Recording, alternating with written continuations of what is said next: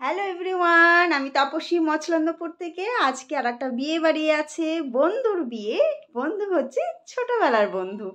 তো সেই বন্ধুর আজকে বিয়ে বাড়িতে যাব, তো ভাবলাম একটা ব্লগ করি।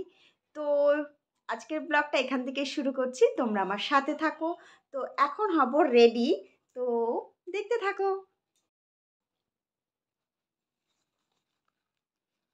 এই শাড়িটা বলে ভালো না, আমার ছেলে আমাকে বলছে, মা এই শাড়িটা ভালো না, তুমি অন্য শাড়ি পরো। এই শাড়িটা ভালো না বন্ধুরা, তোমরাই বলো এই শাড়িটা কি ভালো না। এই যে আমার শাড়ি, এখনো আমি ভাঁজও ভাঙিনি এই শাড়িটা। তো আজকেই ফার্স্ট টাইম পরবো। শাড়িটা কেমন প্লিজ একটু কমেন্ট করে তোমরা জানাবে। আমার ছেলে বলছে শাড়িটা ভালো না। যাবো তো বিয়ে বাড়ি, একটু মেকআপ শেকআপ না করলে ভালো লাগে বলো? তো মেকআপের আগে দিতে হবে কি বলো তো, বরফ। সবাই ট্রাই করো, মেকআপের আগে সব সময় একটু বরফ দিয়ে পুরো স্কিনটাকে পুরো ঠান্ডা করে নেবে।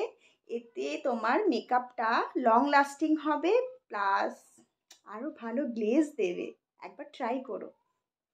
তো আমি তো অবশ্যই সব সময় ট্রাই করি এটা, তাই ভাবলাম তোমাদের সাথে একটু শেয়ার করি।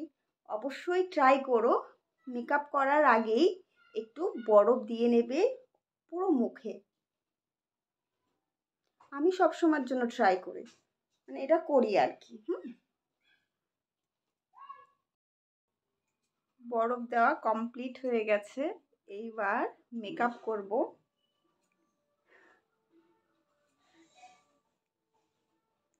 কমপ্লিট মেকআপ করে আসছি, আর বলবে আমায় কেমন লাগছে।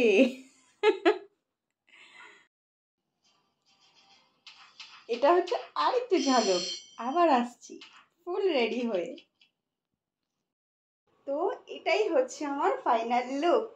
কেমন লাগছে আমাকে অবশ্যই কমেন্ট করে জানিও। পুরোটাই আমি নিজে করেছি। কেমন লাগছে প্লিজ কমেন্ট করে জানিও। রেডি হয়ে বেরিয়ে পড়েছি বন্ধুরা। বর আমার যাবে না, ও যাচ্ছে আমাদেরকে স্টেশনে আগাতে। আমি আর আমার ছেলেই যাব। গ্রামের রাস্তাগুলো দেখো কতটা অন্ধকার হয়, খুবই দুঃখজনক ব্যাপার। যাই হোক, আমরা মেন রোডে চলে এসেছি। বর দিয়ে ও আবার রিটার্ন বাড়ি ফিরে যাবে। ওর শরীরটা খারাপ, তাই ও যাবে না। তো দেখো মচলন্দপুরে পৌঁছে গেছি স্টেশনে। তো আমাদের এ মাথা থেকে ও মাথা যেতে হবে, তো চললাম ও মাথায়। ট্রেন ধরে আমরা অলরেডি হাবড়ায় চলে এসেছি। এটা হচ্ছে আমাদের হাবড়া স্টেশন রয়েছে। তো চলে এসেছি যথারীতি। এবার আমাদেরকে ভ্যান ধরতে হবে, ভ্যান ধরে তারপর ওদের বাড়িতে যাব। এই যে মহারানী ভিক্টোরিয়া নামছে ওভারব্রিজ থেকে। তো ছেলেটাকে অনেক মিনতি করে বললাম আমাকে একটা ভিডিও করে দে বাবু। তারপরে উনি দিলেন আমাকে একটা ভিডিও করে। অনেক ধন্যবাদ বাবু তোমাকে। যাই হোক, ভ্যানে উঠে পড়েছি, ভ্যানে উঠে যাব ওদের বাড়িতে। তো ভ্যান থেকে নেমে ওই দেখো চলে এসেছি। লাইটিং দিয়েছে, লাইটিংটা দেখা যাচ্ছে। গান চলছিল কিন্তু গানটা দেইনি, কারণ এত কষ্ট করে ভিডিও করে কপিরাইট আসবে, এটা একদমই সহ্য করা যায় না। তো দেখো বিয়েবাড়িতে আমরা চলে এসেছি। এই যে গেটটা দেখো, খুব ভালো লাগলো। আর এই দাদা, ও এত সুন্দর গান গেয়েছে না, জাস্ট বাও, অসাধারণ। এত সুন্দর গান, আমি তো দাঁড়িয়ে দাঁড়িয়ে শুধু ওই দাদার গানই শুনছিলাম। চলে এলাম পকোড়া খেতে। পকোড়া, ফুচকা আর কফি ছিল, সবই একটু একটু করে ট্রাই করেছি। তবে ফুচকা কফিটা খাইনি, কারণ কফি খেলে আর খেতে পারবো না। তার জন্য এই যে আমার হচ্ছে বন্ধু আর বন্ধুর মিসেস, খুবই ভালো লাগলো দেখে দুজনকে একসাথে, খুব সুন্দর মানিয়েছে। বসে পড়েছি খেতে বন্ধুরা, কারণ বেশি লেট করা যাবে না, ছেলে আর আমি আছি, আবার আমাদেরকে রিটার্ন করতে হবে। এই যে আমি বসে পড়েছি, মুখটা অফ হয়ে গেছে, বাড়ি যেতে হবে তার টেনশানে। যাই হোক, খাওয়া দাওয়া করে নিলাম, করে এবার প্ল্যাটফর্মে চলে এসেছি। এই দেখো শুনশান রাস্তা। 10টায় বেরিয়েছি, 10:20-24 ট্রেন ছিল।